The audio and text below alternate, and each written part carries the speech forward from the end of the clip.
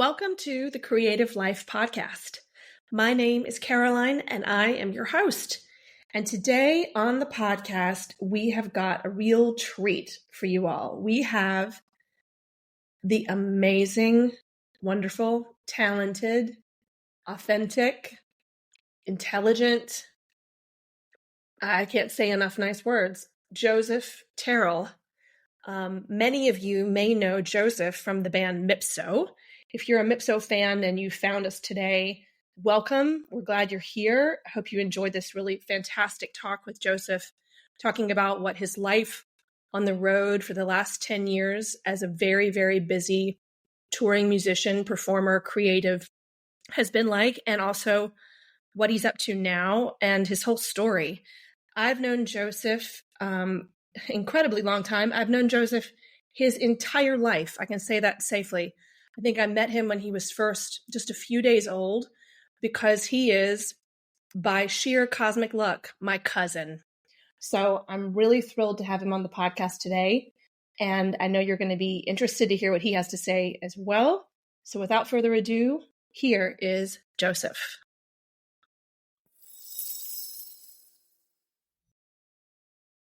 Joseph, thanks for being with us today.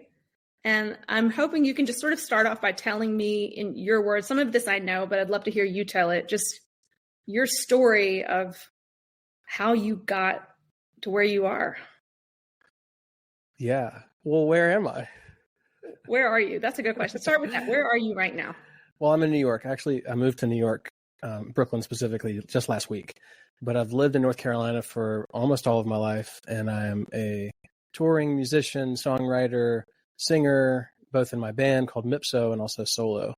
I got a couple shows this weekend, actually, upstate New York. I'm glad I'm in the neighborhood already. But yeah, how did I get where I am? It has been sort of a long, winding road from just being a kid in High Point, North Carolina, to a touring musician. Neither of my parents are musicians, and I grew up only exclusively playing guitar for fun in my bedroom, occasionally with friends, but I wasn't a competitive, I wasn't a like fiddle camp kid. I wasn't even like a recital kid. Like it was never crossed my mind to think of music as like a professional thing or even something that one could like excel at. It was purely like an escape, a fun, a thing that wasn't school, which is where all of my intensity and expectations went. So that's where I started. Do you want to know more about how? Well, I'm curious. So you learned to play guitar. Who taught you how to play guitar? Yeah. So I'm a guitar player mostly. Someone just asked me today, what do you play? And I said, well, guitar, but guitar as the family of instruments. I play mandolin, I play lap steel, I play bass, whatever you might need in that department. I can play banjo. As long as your listeners aren't banjo players, it'll probably sound all right. But I started learning guitar when I was a kid, probably 9 or 10. My grandma was the first person who sat me down with a guitar and showed me some basic chords. It's a sort of a jagged entry into guitar world, though, because I didn't care about it, one, and two, it hurt my fingers, and I was really little, and I started with the big acoustic guitar, so things were stacked against me. Eventually, I kind of came back around to it. Grandma showed me some more things, but I'm a folk musician now and play a lot of bluegrass and old-time music and, modern Americana stuff that's influenced by those things. And that still feels like a kind of musical home for me. So the grandma taught me guitar story, it's got a lot of mileage, but the truth is that I started playing electric guitar in, garage bands and jam bands and taking guitar lessons from the heavily tattooed big guy at the local guitar store. And that's really why I loved it at age 13, 14, 15. Kind of came back around into the roots of the grandma stuff with, and my uncles also in the family were string instrument players who played banjo, mandolin, bass, guitar, etc. So it was kind of in the air. When I was later teens, I got back into the acoustic side of things. Okay. What do you think turned you back towards the acoustic? Was there something that kind of sparked your interest and brought you back in? Yeah, it was really a part of my understanding of myself related to place. Because you've now gone deep into, I would say, like folk Americana. It's been your musical sort of, I hate to say genre because I put you in a box, but like Yeah, but that's sort of like the stuff that I've continued to love and wanted to learn more about, and the people that I hang out with, and it's a lot of things besides just the tag. I mean, it's sort of my community in music, the festivals I play, and etc. I think it was very much like a 18-year-old starting to think about who I am and where I fit in as an adult. I think I kind of like, I've told myself this story, and I try to make sure this isn't some like over dramatized narrative, but really what happened was I traveled a lot when I was 18. I took some time off school, and one of the things I did was I really wanted to learn to speak Spanish better, and so I ended up taking guitar lessons in Argentina for a long time and was studying tango guitar. And it was like, well, almost as an excuse to travel, as a thing to do. I'm going to be in a foreign place. I think it's fascinating. It has music. I play guitar. I wasn't some like whiz kid prodigy, but I played guitar and I loved it. And so I took tango lessons, and it was fascinating. It was a completely foreign type of music to me. I was learning these old tangos, early 20th century tangos by like Astor Piazzolla. Beautiful, dramatic, fascinating little compositions. They're really fun to play on guitar. Fantastic and beautiful. Beautiful, yeah. And I was just sort of like expanding my music brain in that way. And I got back to North Carolina and was starting school in North Carolina at college. And I don't know why it was, but something sort of hit me like, oh, there's music from where I'm from.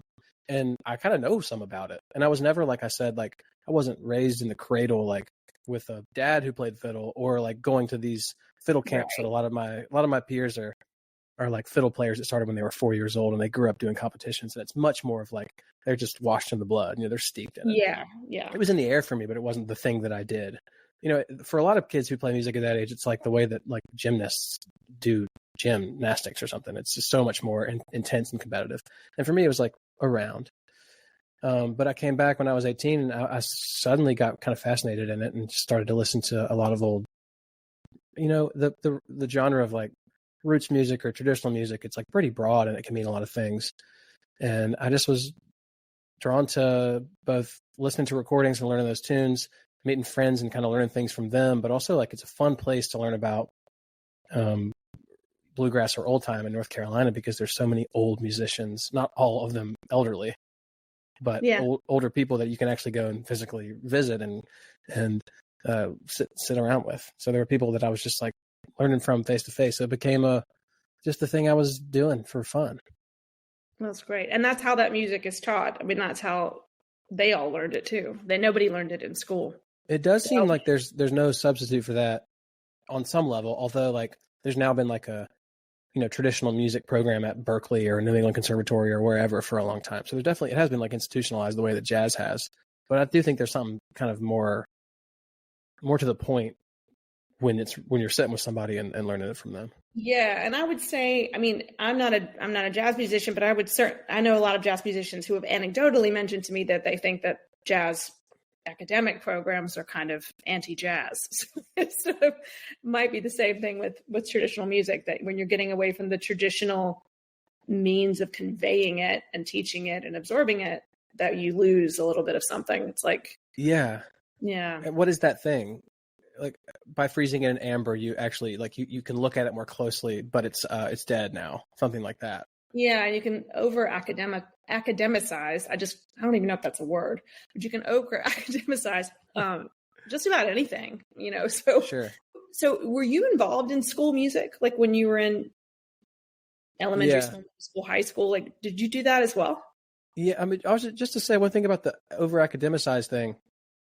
I do think that like people who play any kind of music deeply and for decades in a music community, whether it's jazz or old time or whatever, all of them think super deeply. There's always people who think super deeply and like really like on a granular level and super specifically, and who have encyclopedic knowledges. So like, I don't think that the problem is academicizing something in the sense of applying the community's knowledge to it or getting brainy about it, but it's something about the professionalization and tying it to career advancement and money. It would seem to be the problem, or what makes it more less whatever the true to the spirit of it or something like that. That's a really good point.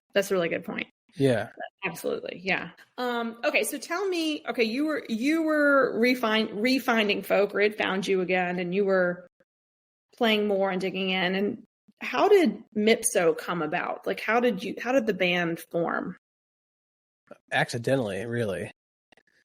We were just friends starting college, and there was like this is like 2010 ish, and there was a lot of folk music. I think that, having learned about the history a little bit, you see like spikes and revivals and a recurring interest in this sort of thing like every so often. And I think for people who are into it, it feels like it never goes away, but kind of like entering the popular culture a little bit more. So that was like, Nickel Creek was firing, and then there was like Mumford and Sons, and the Oh Brother Where Art Thou soundtrack was a little bit before that. That was sort of a different generation, like a different blip, and this was kind of a resurgence of some kind. I don't know. Anyway, my friends and I was meeting buddies who played music, and I met Jacob and Wood and Libby, none of whom had really been in bands or played this stuff on purpose, but like I really wanted to dive in better. The big thing was like singing harmonies. We wanted to sing harmonies together. Yeah. And it was like, well, and then I remember Libby, we've told this story before, that I asked her if she wanted to jam, and she was embarrassed because she was like, what does that mean? Like, literally, what are you asking me to do? She had studied like Suzuki violin and had never improvised. And I was like, we'll just get together and play, we'll just like play some simple folk songs in G, and then you'll play songs, he'll play in G. And she's like, how do I play a G? So, and now she's a phenomenal improviser. That's hard to believe that was her first time. Like, she didn't improvise till that much late. She's a fantastic fiddler. She's a fantastic fiddler, yeah.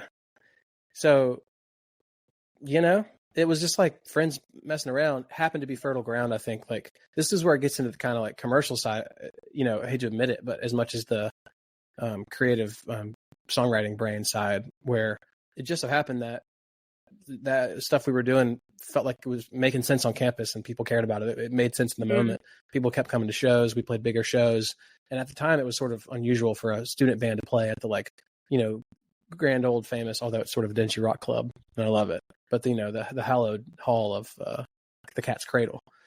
But we played some big shows at the Cat's Cradle, and from there we were about to graduate and figured, well, let's keep doing this. It wasn't our plan when we came to college. No one decided to major in forming a folk band, but we got the chance to see what this is like actually doing it full time. So let's try it. Did you have a plan B at that time? Like, did you think like, okay, if I do this band, I'll do it for 6 months. I'll do this. No, I never even applied to a different job. That's awesome. Yeah, it does sound somewhat bold or reckless or something. I don't know now, but. Well, it doesn't really, because it worked out. So I guess it wasn't. Yeah, I guess so. It's tricky. I feel like when you're young, and I think I was this way myself, I can say like when I was 21, 22, I had a bit of that attitude about life of like, well, I don't need a plan B. Yeah. I'll do this.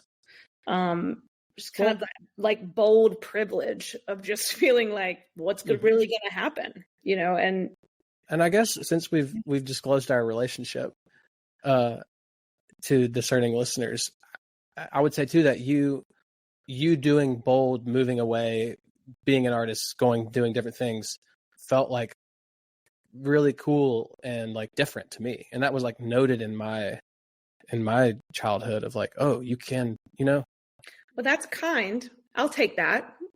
And I know you have the power to edit it out too. So I'll take that.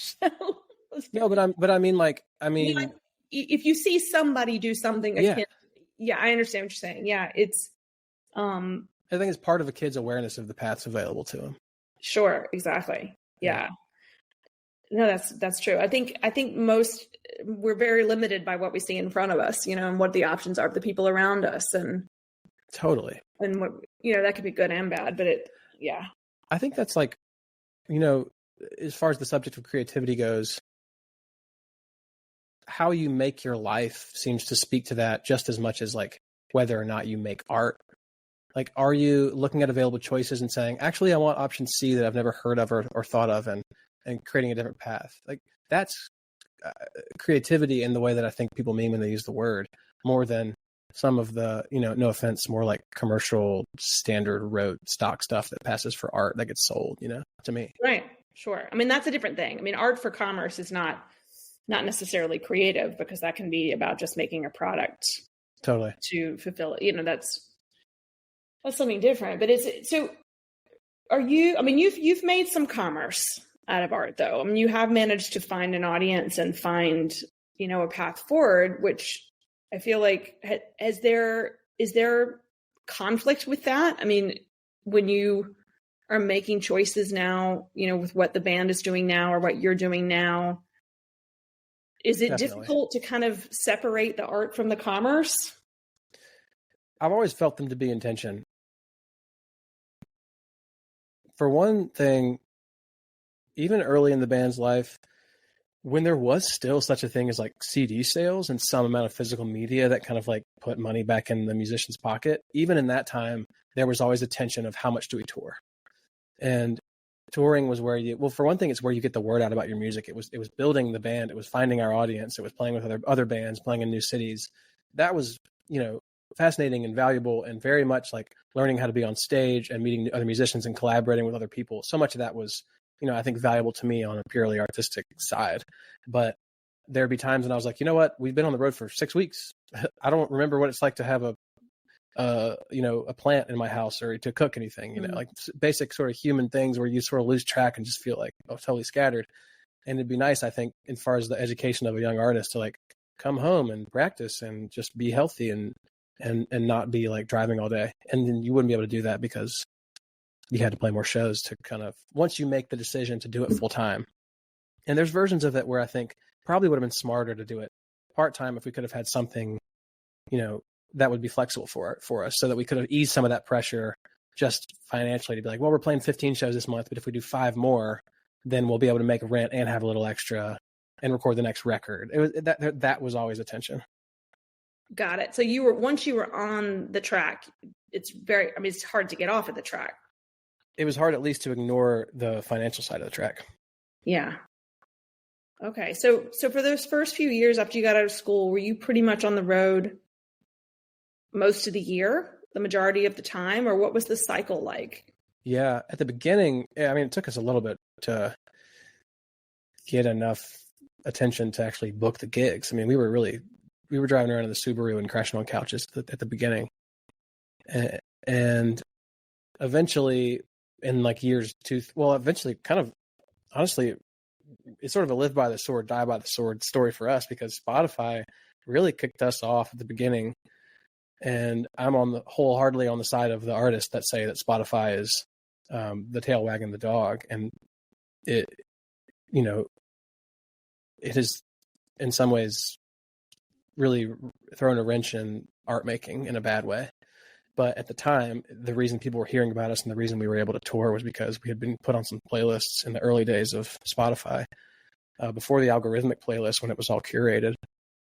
And we were doing, 1 year, I think it was 2016, we did 200 shows, which meant we were on the road for like a 200 shows, 230 days or something on the road. Yeah, we realized it was a little silly to be paying rent anywhere. Sure. Yeah. Like, why not just live in the van at that point? Wow. And we finished that and felt like, all right, we found the upper limit. That was too much. We're going crazy. So yeah. Do you and am I correct in that you write most of the songs, or have historically written most of the songs for Mipso, or co-written? Yeah, that's fair to say. A good number of them, most of them. We have multiple songwriters in the band, and my bandmates are great songwriters too. So we've co-written a bunch, and also just share some songwriting back and forth. What was the first song you wrote? Do you remember it? I remember when I wrote in middle school in my bedroom. Was it any good? You don't have to sing it for us, but was it any good? It was good for a 12-year-old, yeah.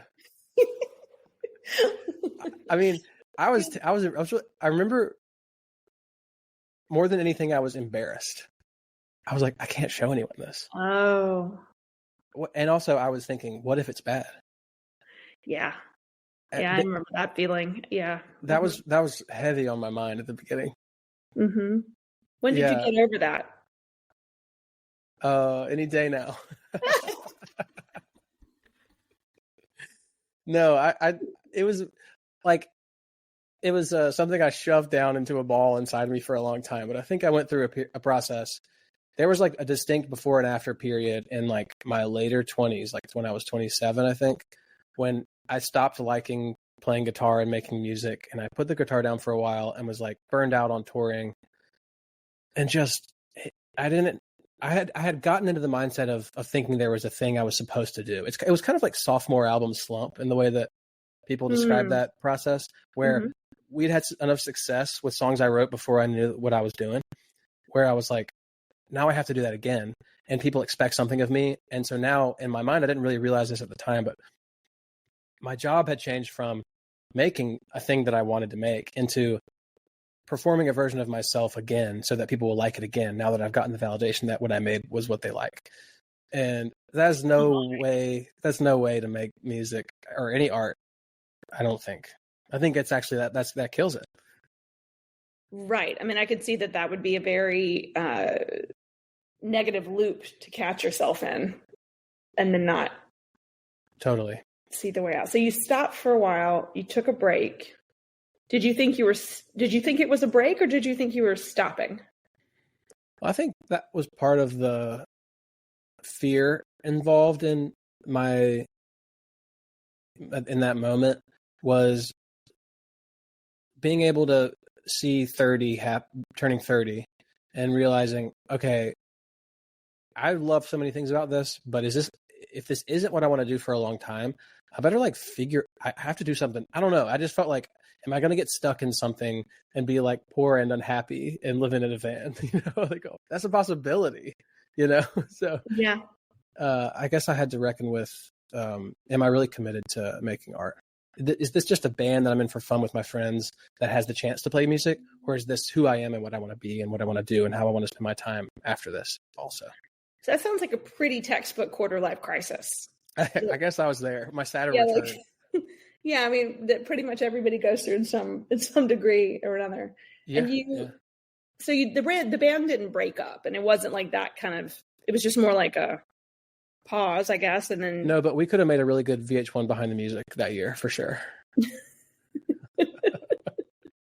But no, we kept playing together. I think that's why we stuck together. It's like we are friends above all, or to begin with, we were friends, and we're also thoughtful people that like to discuss things, probably to a fault sometimes.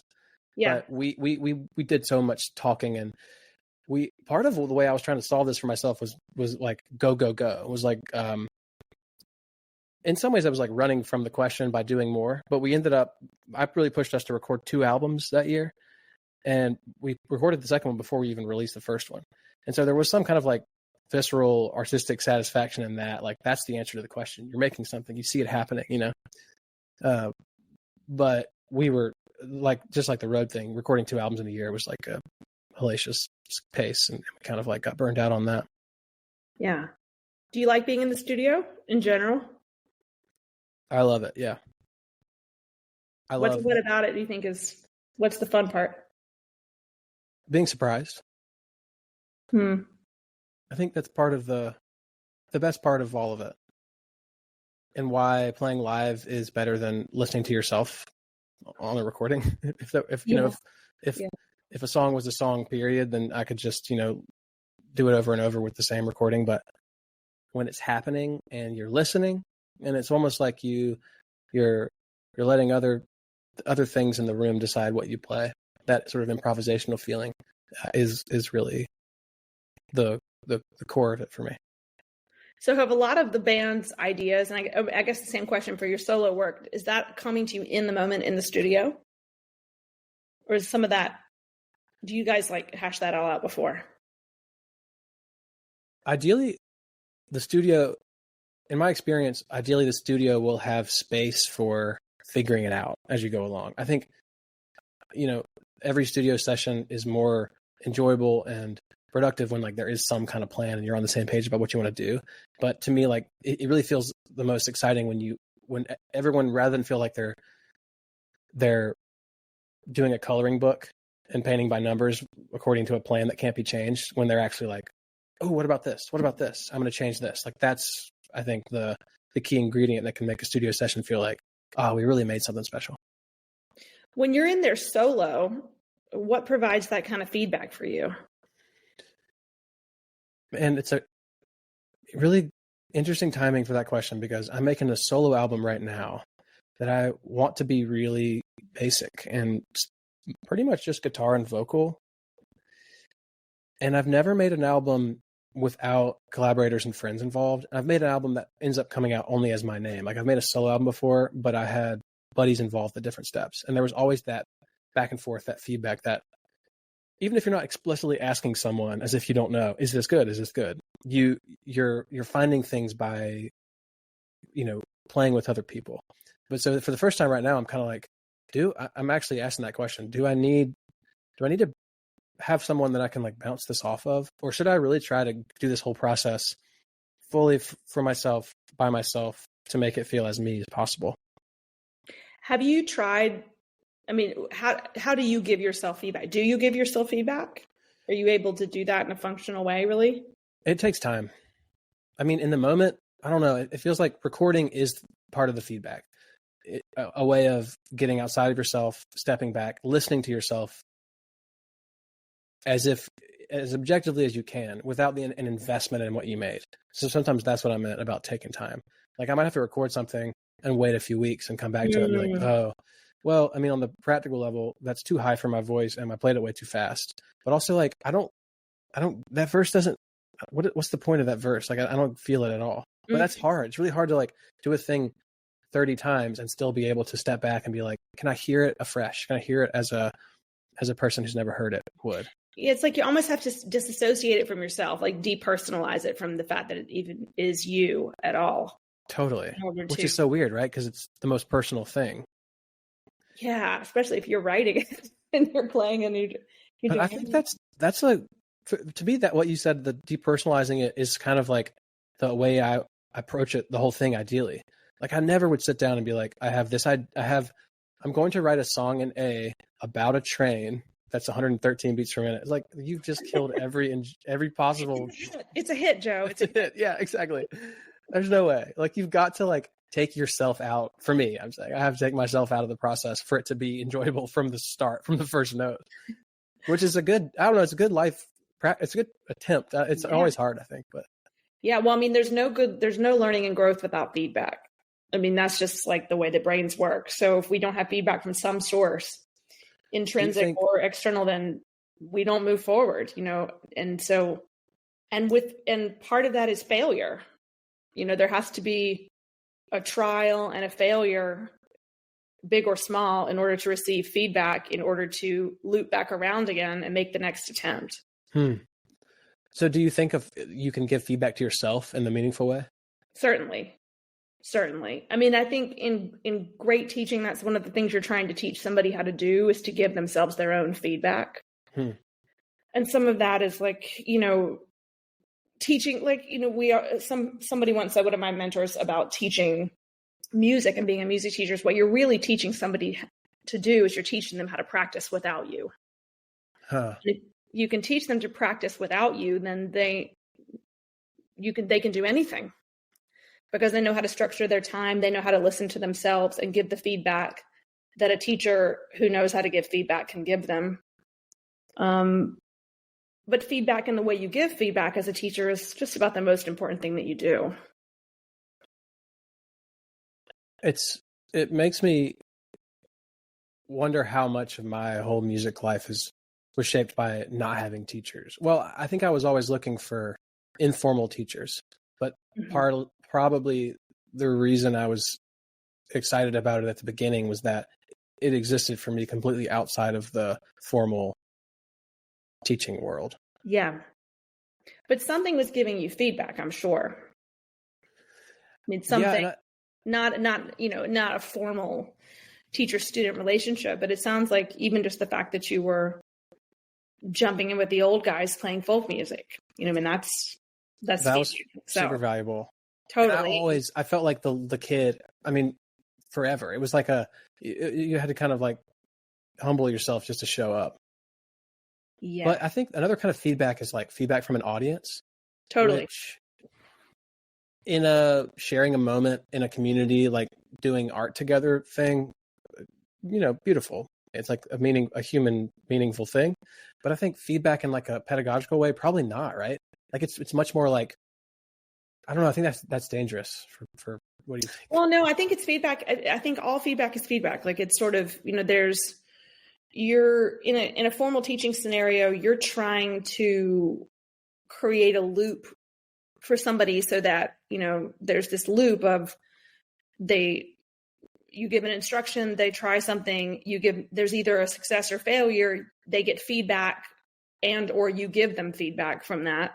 Because in terms of music, which is my area of teaching, kids and adults who are students, they're aware when it's not good. So the feedback from me doesn't have to be that wasn't as good as it could be, because the student is aware of that.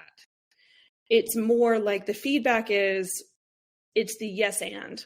It's that, okay, so we know that wasn't so great. How about this?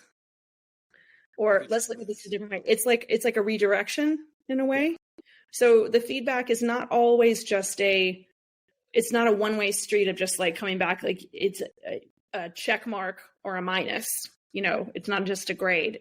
Really good feedback leads you into the next trial. So in that way, an audience gives great feedback, because I'm sure you've been in front of a ton of audiences now, with us tons, right? And I'm sure you can probably tell when the energy is moving in a certain direction or not, when they're with you, when something's really jamming and when it's just not. Totally. In fact, I've been making a live album for the band the last few months, and thinking a lot about that. Listening back to shows has been really instructive. There's been shows when I thought, oh man, we really nailed it that night. And I go back and listen, and it was more like, it was a really clean show. Mm-hmm. But all the ones where I thought, I don't know if the show was good, but man, I had a good time. All of those shows were really good. Like performance wise, I think were actually stronger. And there was this kind of like, audience was just listening. They were really with us. They were like responding right when we were doing something. There was that, not just feedback in a growth as an artist way, but like feedback in the moment that was shaping where we were turning and how we were treating it, kind of thing. Sure. It's like, like if something was just dead in the water, you probably would turn around and say, hey guys, we got to do something different here. Yeah, we would all feel it. Yeah, because you can, nobody wants to just keep beating a dead horse. That's a terrible expression, but it's apt for this. I'm in favor of preserving all the terrible, colorful expressions. Yeah, most of them are violent, but totally specific and perfect for them when you need them. I know. So this is interesting. Do you feel like you now, because you've been in front of a lot of audiences all over the United States, all over the world, small, large, different venues, everything. Do you feel like, can you anticipate what an audience is going to be like at this point? Like when you walk into a new place, or can you just kind of tell like this is going to be this kind of show?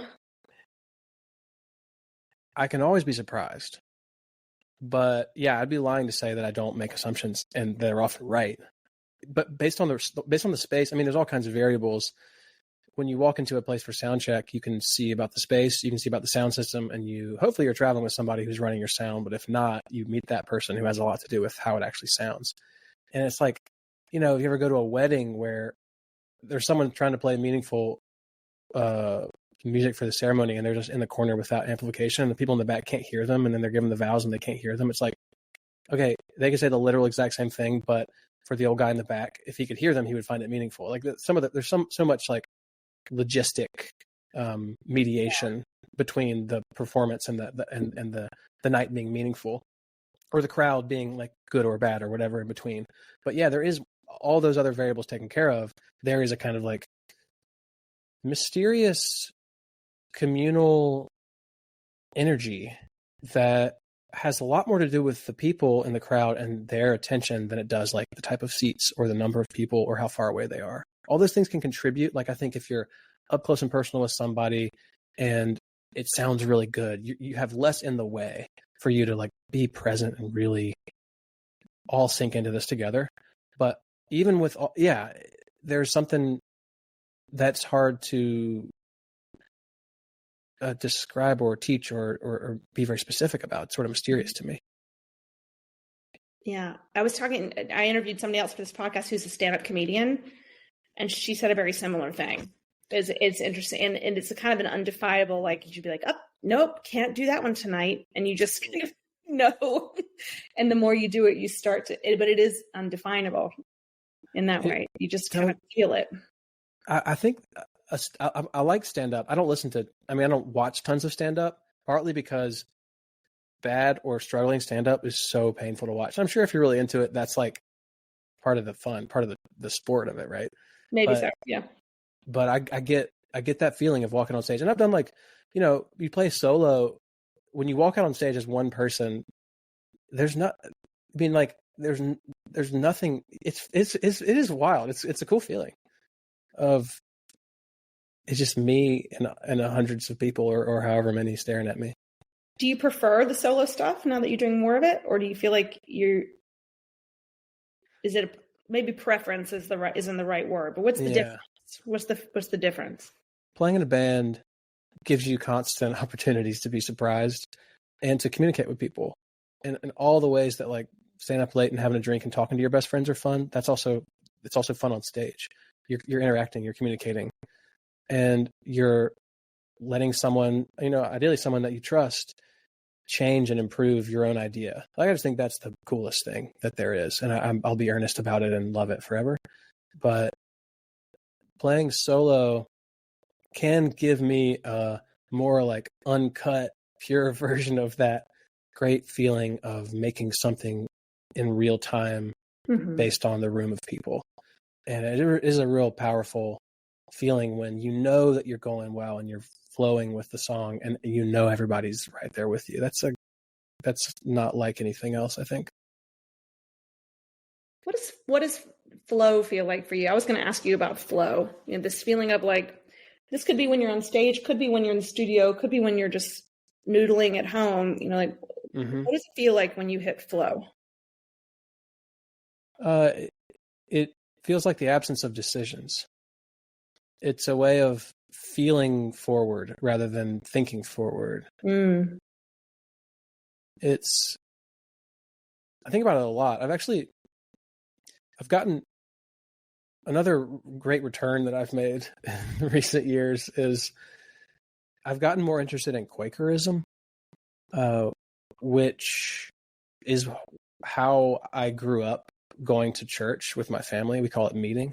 But I didn't care all that much about it for many years in my, earlier in life. And I don't know why, but I've realized how very similar that is to the feeling I was describing of being on stage. Perhaps subtract some of the vanity and public validation. It's much quieter. Known for being performers, really. No. But I mean, I think that it's cool. I wouldn't sit here and defend pretty much any Christian denomination or a whole lot of tenets of Christianity, but Quakerism has a special place for me. So, forgive me, I guess. But I think it's a cool, radical idea that when you get people together in a room quietly, all listening, none of them with an agenda of what to say. So there's that kind of like seed of a democratic idea, like we're going to get together and all be together, but not like be on a soapbox about what we believe, and we're not persuading each other. It's totally agendaless. If you do that, then people, the unit together, can act as an antenna for the divine, meaning like when I sit alone at home, I will think of different things that if I sit quietly next to my neighbor. I just think that's wild. It's acknowledging this mysterious connection that we share that we can't really understand, but we can feel, and that does affect things. That's sort of what is it, like Max Faber called it, the collective effervescence. That sort of whatever, that communal energy that flows between us, that I don't think a lot of people would deny that it exists, because we've all been to concerts, we've been to whatever it is, a performance or a great speech or something where we feel that electric feeling, but it's difficult to describe what that actually is. And you don't create it by being good. I don't think. I think you can have that like a kid, almost like even better, like a kid, some like unschooled person putting their heart into something and just like going for it. Like that is going to elicit this kind of like awareness of specialness and listening a lot more than, in my opinion, the greatest technical proficient performer executing a score. Although, like, for sure, the greatest violin player playing a great piece is like they have the potential to do that. But I don't think, you know what I mean? Like sometimes, like you get heady about it, you get academic about it, and you kind of, I can find myself preventing myself from really being engrossed in something because I'm like thinking about the finger placements or whatever, which is my issue as a critic, I guess. Not a fault with the piece of music. Oh, you pretty much described my whole problem with piano. I don't play as much as I should anymore. You don't enjoy it as much anymore? Well, I do enjoy it, but I think because it requires so much motor skill and so much technical skill, you have to play a lot to play well. At least to play the music that I want to play, that I would love to play. You have to play a lot and keep your technique at a certain point to really be able to play it well and to create the sound you have in your head. And so when I sit down with my technical skill just kind of like at a middling point because I don't practice as much as I should, and I have 2 toddlers and weeks go by and I just don't even think about it, and then it's just a mess. So like your fingers don't remember. Yeah. And so not that I was ever a great player in the first place, but the things you aspire to, I think when you've reached a certain level of proficiency, you aspire to the thing that's beyond you. And then if you're not keeping your technical skill up, at least definitely for piano, you fall further and further away from that target goal. And then that becomes more frustrating. And then I think most people, myself included, then just allow yourself to fall even further away because it's just easier to kind of say, well, that's out of my league now, instead it becomes like a reminder of your slipping just to show up and try. When that was a reasonable target. Yeah. And that time has passed and now it's not a reasonable target anymore. And that's a hard pill to swallow, but for sure. But that's the way it goes. I mean, that's life. I think about, I was listening to Joni Mitchell's, one of her record from 2000 called her Both Sides Now, where she like covers herself and plays some jazz standards and stuff. And she can't sing. Her range at the beginning was crazy. And then like by the time she had been smoking a pack a day for 40 years, it was quite diminished. But like, I guess, I respect older artists who still show up and do stuff, even if it's clear to everybody they can't perform in the same way. Yeah. Like as long as like part of the equation is like the thought and the feeling and the emotion, like you can still do that part of it. Yeah, because you can still listen to her and you hear the thought and feel the emotion for sure. Totally. Even though it's not that clean crystal tone, but it still makes you cry, Yeah, and I don't know that I would even go back in time and tell her 16-year-old self not to smoke. Like, honestly, your voice sounds awesome now. Your voice sounds cool. Yeah, it's part of the story. Yeah. So other than music and perhaps Quakerism now, what do you do? Do you do other creative things with your time? Like, what do you do the rest of the time? The last couple of years before I moved to New York, I spent building a house in North Carolina. Well, to be more specific, renovating a house. But I gutted the whole thing and I sort of built it back up from scratch. And that was What was that? Yourself.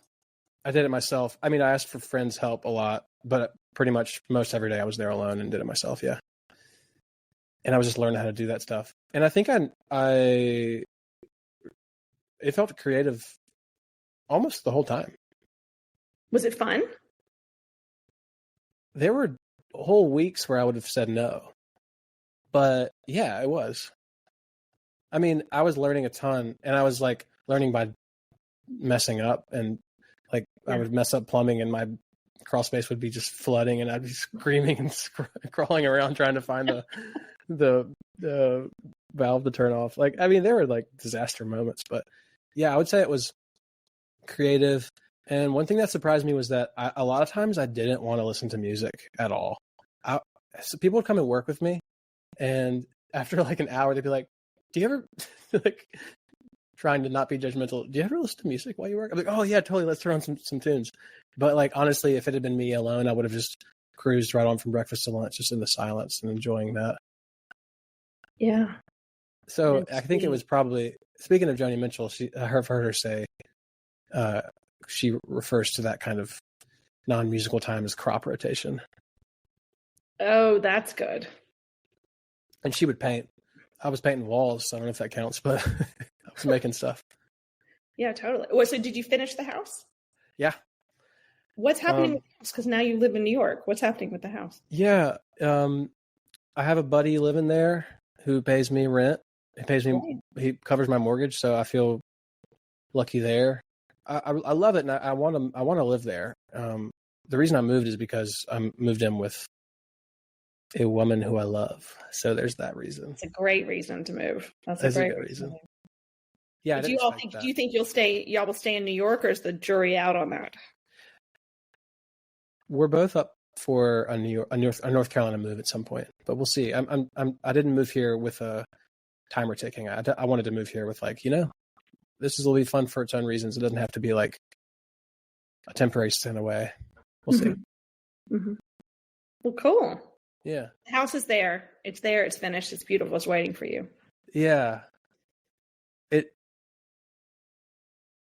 It's funny to be away from it. And like I said, I just moved here, so we'll see what it feels like. But I spent almost I was still touring and making records, but every day I was home, I spent working on it for about 2 years. So it has been a big phase for me.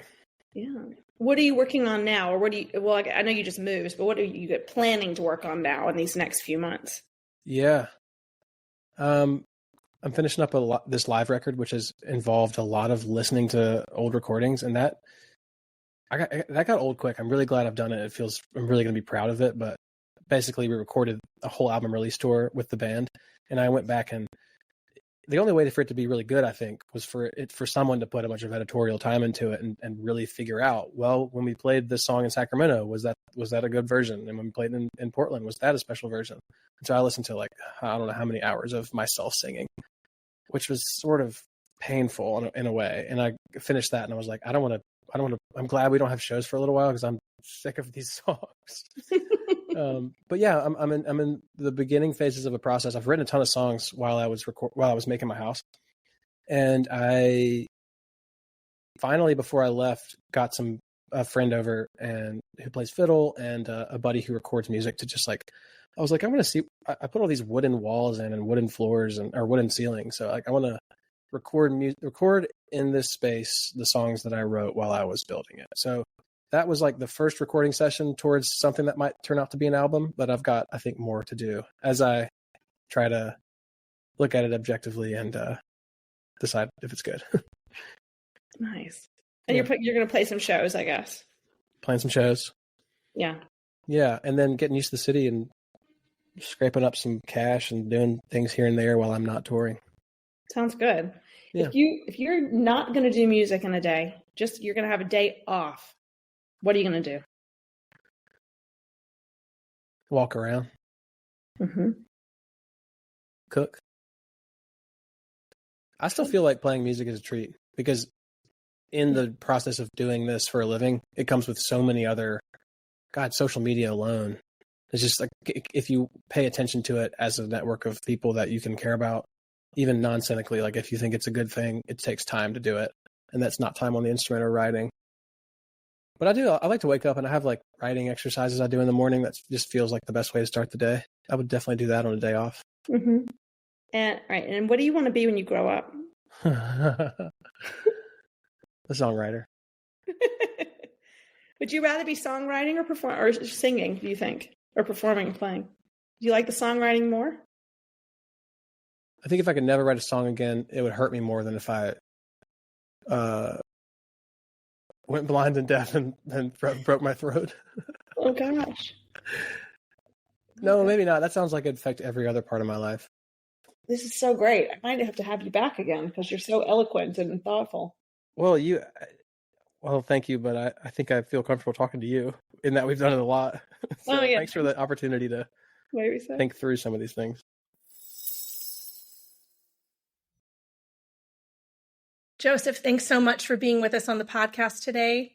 And if you'd like to know more about Joseph and what he's up to, you can find some information on our website, which is arts-collab.com/creativelifepod. Or on his, you can find him on mipsomusic.com or on Sleepy Cat Records website. And you can also follow him on Instagram, and I'll put all of his info in the show notes. Thanks for being with us today. And until next time, keep making stuff.